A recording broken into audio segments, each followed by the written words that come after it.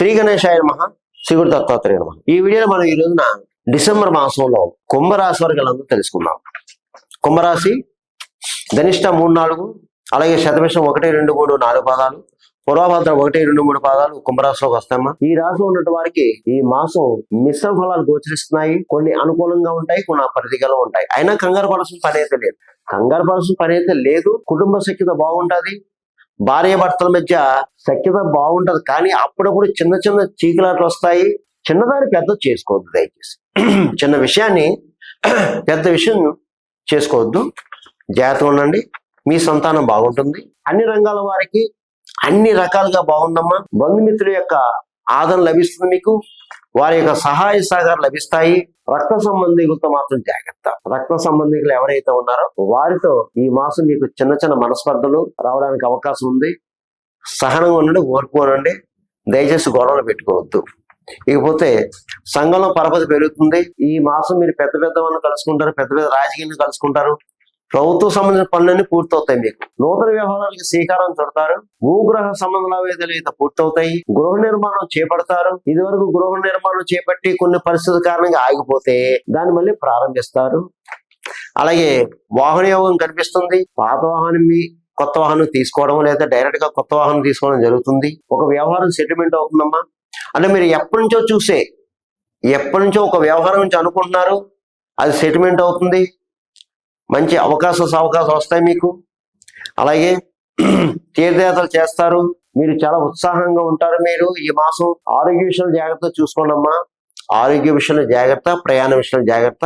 మిగతా విషయాలన్నీ పర్వాలేదు. ఇకపోతే వృత్తిపరంగా బాగుంది. ఎవరు ఏ వృత్తిలో ఉన్నా సరే వృత్తిలో రాణింపు ఉంటుంది. గౌరవ పురస్కారాలు లభిస్తాయి. విదేశాలకు వెళ్ళే వరకు బాగుందండి. చదువు రీత్యా, ఉద్యోగ రీత్యా విదేశాలు వెళ్ళే వరకు బాగుంది. అలాగే రియల్ ఎస్టేట్ వరకు కూడా బాగుంది. స్పెక్యులేషన్ లాభిస్తుంది. మోటార్ బిల్ వరకు బాగుంది. ప్రైవేట్ కాంట్రాక్ట్స్ ఎవరైతే ఉన్నారో మీకు బాగుందండి. మంచి బిజినెస్ సాగుతుందండి. మీకు చాలా బాగా సాగుతుంది మీకు. అలాగే సినిమా టీవీ రంగంలో వరకు బాగుందండి. రాజకీయ నాయకులకు బాగుందండి.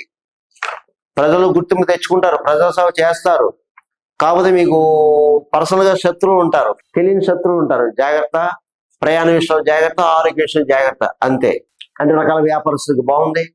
నూతనంగా వ్యాపారం పెట్టుకోవచ్చు. అధిక లాభాలు ఉంటాయి మీకు. ఈ మాసం మీకు వ్యాపారస్తులకి అధిక లాభాలు ఉంటాయి.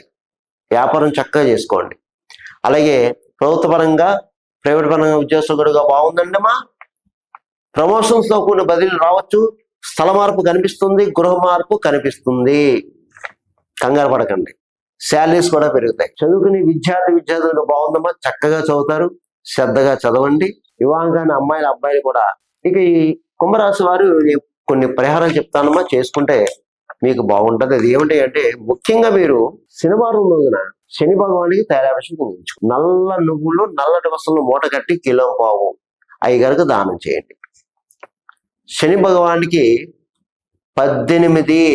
18 ప్రదక్షిణ చేయండి. అలాగే శని స్తోత్రాలు చదువుకోండి. దశరథ ప్రోక్త శని స్తోత్రం రోజు చదువుకోండి. అలాగే ప్రతిరోజు హనుమాన్ చాలీసా, హనుమాన్ దండకం చదువుకోండి, లేకపోతే వినండి. శివాలయంలో అభిషేకం చేయించుకోండి. ముఖ్యంగా భిక్షగాల్ని ఆదుకోండి. మూగజీవులకు ఆహారం పెట్టండి. నదీ స్నానం చేయండి. పుణ్యక్షేత్ర దర్శనం చేసుకోండి. పెద్దవాళ్ళని గౌరవించండి. వయోవృద్ధులు ఎవరైతే ఉన్నారో వృద్ధుల్ని ఆ వృద్ధుల చేతిలో, అంటే వయోవృద్ధుల చేతిలో ఒక పండో ఫలమో ఏదో పెట్టి వారి యొక్క ఆశీస్సు తీసుకోండి. అంటే వారితో ఆశీస్సు తీసుకుని అక్షంతలు వేయించడం. వయోవృద్ధులు ఒక జంట అయితే మంచిది, భార్య భర్తలు జంట అయితే మంచిది. వారితో ఆశీస్సు తీసుకుంటే మీకు ఎన్ని దోషాలున్నా ఆ దోషాలు హరింపబడదు. అందు గురించి ఏంటంటే కంగారు పడాల్సిన పని అయితే లేదు. ధైర్యంగా ఉండండి. మనో నిబ్బరంగా ఉండండి. మనో ధైర్యంగా ఉండండి. సర్వేజన సుఖనో భవంతు, శుభం భవంతు. స్వస్తి.